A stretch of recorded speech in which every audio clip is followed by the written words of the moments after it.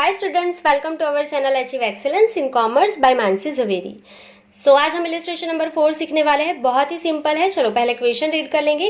Prepare statement indicating equity and liabilities of balance sheet as per schedule 3 of companies act 2013 from the following balances. तो आपको balance दे दिया, आपको सिर्फ balance sheet का equity and liabilities side यहाँ पे बनाना है। ये क्वेश्चन 11 मार्क्स में नहीं आता है, पर ये आपको सीखना ही सीखना है, क्योंकि आपको इक्विटी एंड लायबिलिटीज वाला पार्ट आ जाएगा, फिर एसेट वाला पार्ट आएगा, फिर आपको दोनों साथ में बनाना है। ठीक है, तो स्टेप बाय स्टेप ही सीखना है, डायरेक्टली लॉन्ग सम नहीं करना है।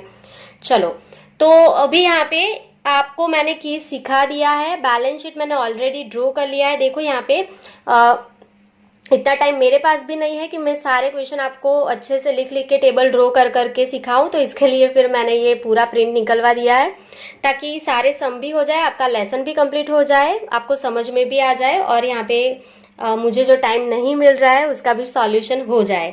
तो इसके लिए प्रिंट यहाँ पे मैंने रेडी करवा लिया है, निकलवा लिया है। सो इक्विटी एंड लायबिलिटीज साइड आपको शॉर्टकट की पता ही है, एस एंड सी।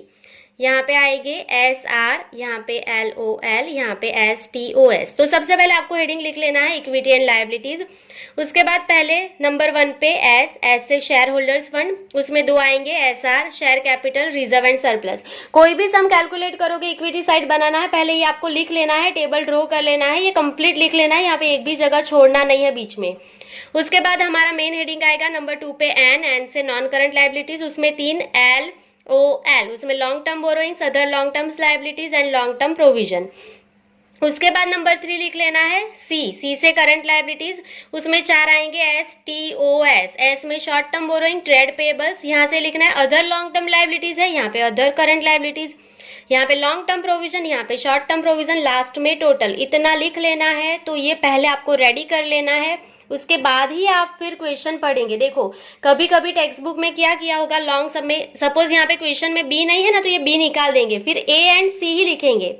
तो आपको ऐसा नहीं करना है, क्योंकि आप जब 11 मार्क्स का क्वेश्चन बोर्ड एग्जाम में करेंगे तो आपको पूरा क्वेश्चन देखना पड़ेगा कि यहाँ पे ये बी नहीं है, यहाँ पे ये बी नहीं है, सी नहीं है, तो आप इतना कट करो, फिर बाकी का लिखो, तो उसमें बहुत ज्यादा टाइम वेस्ट होता है। तो ये कभी भी मत करना, टेक्स्ट बुक को फॉलो कभी भी मत करना। आपको ये पूरा लिख देना है। 11 मार्क्स के सम के लिए बात कर रही हूँ, ठीक है। तो ये पूरा लिख देना है, उसके बाद ही सम स्टार्ट करेंगे। चलो, तो ये आपने लिख लिया होगा, अभी सम को स्टार्ट करना है। कैसे करेंगे, अभी तो बहुत ही सिंपल है। देखो सबसे पहले हमें दिया है ट्रेड पेएबल्स, तो ट्रेड पेएबल्स यहाँ पे दिख रहा है आपको बी में, तो यहाँ पे अमाउंट है 30,000, तो यहाँ पे सिंपली हमें लिख देना है 30,000, दैट्स इट। पहला हो गया, टिक कर लो पेंसिल से। उसके बाद long term provision, so long term provision यहाँ पे दिख रहा है सी में आपको लॉन्ग टर्म प्रोविजन, तो सिंपली यहाँ पे लिख देंगे 60,000, दैट्स इट। कुछ भी हार्ड नहीं है, देखो आप। उसके बाद रिजर्व एंड सरप्लस, तो यहाँ पे दिख रहा है आपको रिजर्व एंड सरप्लस, तो यहाँ पे सिंपली अमाउंट आपको लिख देना है 80,000। उसके बाद नेक्स्ट अदर करंट लायबिलिटीज, तो ये अदर करंट लायबिलिटीज यहाँ पे आपको दिख रहा है करंट लायबिलिटीज में सी में अदर करंट लायबिलिटीज, तो यहाँ पे 25,000, तो यहाँ पे हम लिख लेंगे 25,000। उसके बाद शॉर्ट टर्म बोरोइंग, तो शॉर्ट टर्म बोरोइंग ये ए में है और उसकी अमाउंट है 24,000, तो यहाँ पे हम लिख लेंगे 24,000। उसके बाद शेयर कैपिटल, हमारा पहला हेडिंग है शेयर कैपिटल 2 लाख, तो यहाँ पे हम लिख लेंगे 2 lakh. Next short term provision, short term provision last heading हमारा, और उसमें 35,000 है, तो यहाँ पे हम लिख लेंगे 35,000। उसके बाद लॉन्ग टर्म बोरोइंग्स, तो लॉन्ग टर्म बोरोइंग्स यहाँ पे है, तो यहाँ पे हमें लिख लेना है 1,20,000, लॉन्ग टर्म बोरोइंग 1,20,000। उसके बाद अदर लॉन्ग टर्म लायबिलिटीज, तो अदर लॉन्ग टर्म लायबिलिटीज ये रहा, उसका 76,000 है, यहाँ पे लिख लेना है। तो सारी एंट्री आपकी कंप्लीट हो गई। कुछ भी डिफिकल्ट लगा आपको, आई थिंक तो कुछ भी नहीं लगा होगा, बहुत ही सिंपल है। यहाँ पे आप नोट नंबर नहीं भी लिखोगे तो चलेगा, ठीक है। अभी मैं आपको इंपॉर्टेंट बात भी बताऊंगी, पहले ये मैं आपको टोटल करके दिखा देती हूँ, फिर मैं इंपॉर्टेंट बात बता देती हूँ। आप स्किप करके मत देखना, ताकि आपको 11 मार्क्स में भी अभी टिप दे रही हूँ। देखो अभी ये शेयर होल्डर्स फंड में 2 ही हेडिंग है, तो ये दोनों का टोटल करना है। सो मैं भी क्या कैलसी में कर रही हूँ, 2 लाख प्लस 80,000, आपका आउटर कॉलम में यहाँ पे जाएगा 2,80,000, ठीक है। सिंपली हमने क्या किया, 1 नंबर जो है शेयर होल्डर्स फंड, उसमें 2 हेडिंग है share capital, reserve and surplus, तो दोनों का हेडिंग आउटर कॉलम में चला जाएगा, लाइन एक भी नहीं छोड़ना है, ठीक है। उसके बाद ये तीनों का टोटल करेंगे 1,20,000, 76,000, 60,000। सो आंसर क्या आएगा आपका यहाँ पे 2,56,000 1000। उसके बाद 24,000, 30,000, 25,000, 35,000। सो आंसर क्या आएगा आपका 1,14,000। चलो तो इसका टोटल कर लेंगे 2,80,000, 2,56,000 एंड 1,14,000। सो आंसर क्या आएगा आपका 6,50,000। ये आपका टोटल। सो ये आपका सम कंप्लीट हो गया, ये इक्विटी साइड कंप्लीट हो गई। एसेट साइड भी आपका टोटल इतना ही आना चाहिए जब हम 11 मार्क्स का सम कैलकुलेट करेंगे तब, ठीक है।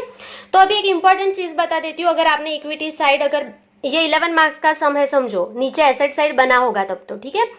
अभी आपका ये टोटल इक्वल आ गया, पर समझो आपने गड़बड़ कर दी, यहाँ पे ट्रेड पेएबल बी के जगह पे सी में लिख दिया और अदर करंट लायबिलिटीज सी के जगह पे बी में लिख दिया ना, तो ये दोनों एंट्री आपकी रॉन्ग हो जाएगी। समझो आपका टोटल राइट आ गया क्योंकि करंट लायबिलिटीज में ही आपने लिखा होगा, पर ये दोनों हेडिंग अगर आपने इंटरचेंज कर दिए तो ये रॉन्ग हो जाएगा, इसके मार्क्स आपके कट होंगे।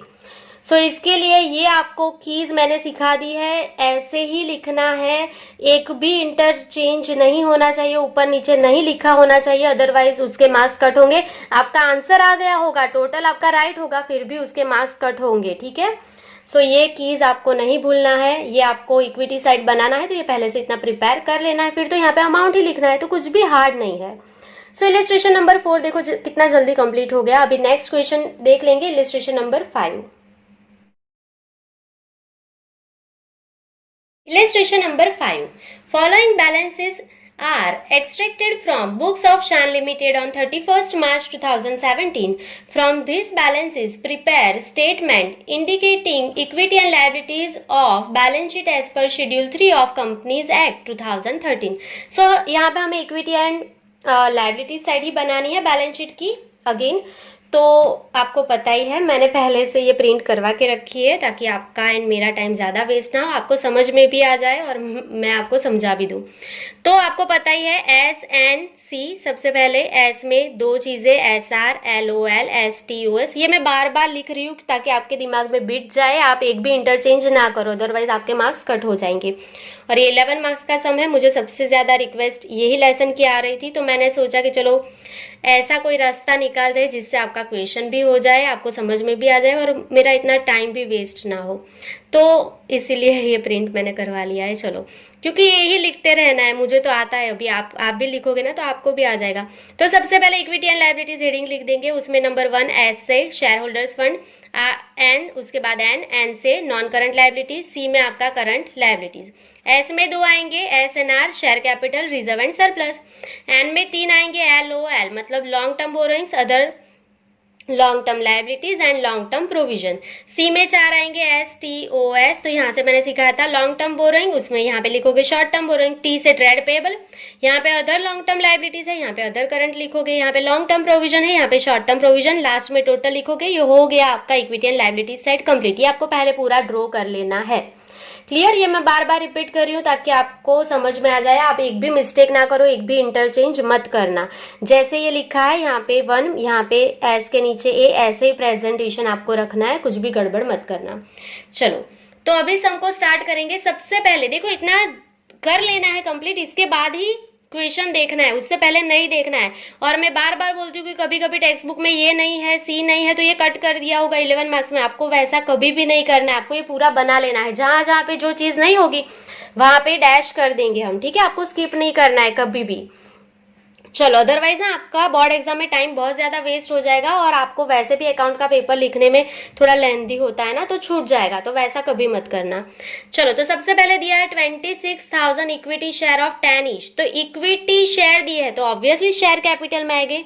देखो इक्विटी शेयर कहाँ पे आते हैं, शेयर कैपिटल, तो शेयर कैपिटल के ब्रैकेट में कंपलसरी आपको लिखना है 26,000 इक्विटी शेयर, तो यहाँ पे वैल्यू कितनी है उसकी 2,60,000। Next 9% loan from bank of Baroda, आपने बैंक ऑफ बड़ौदा से लोन लिया है तो वो लॉन्ग टर्म बोरोइंग है। देखो उसके ब्रैकेट में अगर नहीं लिखा है ना कि शॉर्ट टर्म का है, तो कंपलसरी उसको लॉन्ग टर्म का ही कंसिडर करना है। अगर आपको नहीं बोला है ब्रैकेट में कि वो शॉर्ट टर्म का है तो वो लॉन्ग टर्म का ही होगा, ठीक है।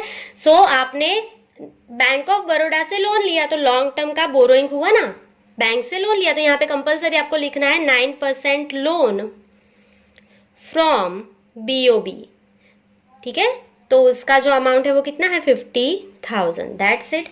उसके बाद प्रपोज डिविडेंड, तो आपको पता है लास्ट में आता है tax and propose dividend last में आता है, तो यहाँ पे हम लिख लेंगे प्रपोज डिविडेंड और उसकी अमाउंट क्या है 18,000, सो यहाँ पे हम लिख लेंगे 18,000। Next bills payable, trade payable में ही आएंगे, सो ट्रेड पेएबल के ब्रैकेट में लिख लेंगे बिल्स पेएबल और उसकी अमाउंट क्या दी है 10,000, सो यहाँ पे हम लिख लेंगे 10,000। उसके बाद दिया है surplus as per statement of profit and loss. Surplus मतलब ज्यादा, इंक्रीज क्या होगा प्रॉफिट होगा, सरप्लस है तो प्रॉफिट, तो P&L का प्रॉफिट या लॉस जो भी हो वो कहाँ पे जाता है रिजर्व एंड सरप्लस में, आपको लर्न हो ही गया होगा। तो यहाँ पे हम लिख लेंगे surplus as per statement of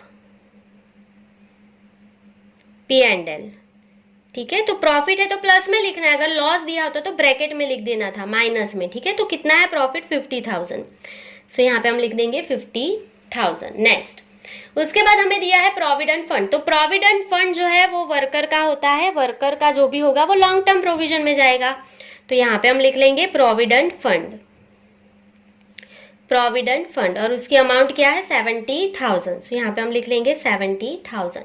उसके बाद है बैंक ओवरड्राफ्ट, तो बैंक ओवरड्राफ्ट मतलब शॉर्ट टर्म के लिए बैंक के पास से पैसा लेते हैं तो बोरोइंग, शॉर्ट टर्म का बोरोइंग, तो यहाँ पे हम लिख लेंगे बैंक ओवरड्राफ्ट और उसकी अमाउंट क्या है 17,000, सो यहाँ पे हम लिख लेंगे 17,000। चलो उसके बाद है आउटस्टैंडिंग सैलरी, अगर हमें सैलरी पे करना है तो देखो, अगर जिसको नहीं आता है ना वो देखो सैलरी पे करना है तो शॉर्ट टर्म में पे करेंगे, तो ये 3 तो आ गए, कौन बाकी रह गया अदर करंट लायबिलिटीज बाकी रह गया, तो ये यहीं पे आएगा आउटस्टैंडिंग सैलरी। आउटस्टैंडिंग सैलरी देखो, अगर आपको कुछ एक आध चीज नहीं भी आती है ना तो समझ ही जाओगे कहाँ पे आएगा वो। चलो तो आउटस्टैंडिंग सैलरी कितनी है 30,000, सो यहाँ पे हम लिख देंगे 30,000, सो दैट्स इट। जो नहीं है वहां पे डैश कर दो। चलो तो पहले 2 का टोटल करना है, पहले में 2 हेडिंग है तो 2 का total 2,60,000 plus 50,000, answer is 3,10,000। 50,000 plus 70,000, answer is 1,20,000। Last में 17,000, 10,000, 30,000, 18,000, आंसर क्या आएगा हमारा 75,000। चलो टोटल कर लेंगे 3,10,000, 1,20,000 एंड 75,000।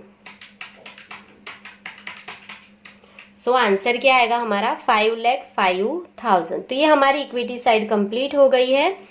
आई थिंक आपको यहाँ पे कोई भी मिस्टेक नहीं होगी, पूरा आपको समझ में आ गया होगा। यही टोटल 11 मार्क्स का सम कैलकुलेट करेंगे तो एसेट का भी इतना ही टोटल आपका आएगा, ठीक है। तो ये वेरीफाई भी हो जाएगा। बार बार बोल रही हूँ कि इसको इंटरचेंज मत करना, जो हेडिंग जहाँ पे वहीं पे लिखना है, उसके लिए कीज ऊपर लिख ही देना। ये आपको प्रॉपर आना चाहिए, ये आएगा तो अंदर का फिर लिखोगे ना। अगर इसमें ही मिस्टेक की है तो ये वाला मिस्टेक वाला ही होगा पूरा। तो ये पहले अच्छे से लर्न कर लो, अभी तक नहीं किया है तो कर लेना। अगर उसमें कुछ भी डाउट होता है तो फिर कमेंट सेक्शन में कमेंट कर सकते हो। सो आज के लिए बस इतना ही। Thank you for watching, keep learning.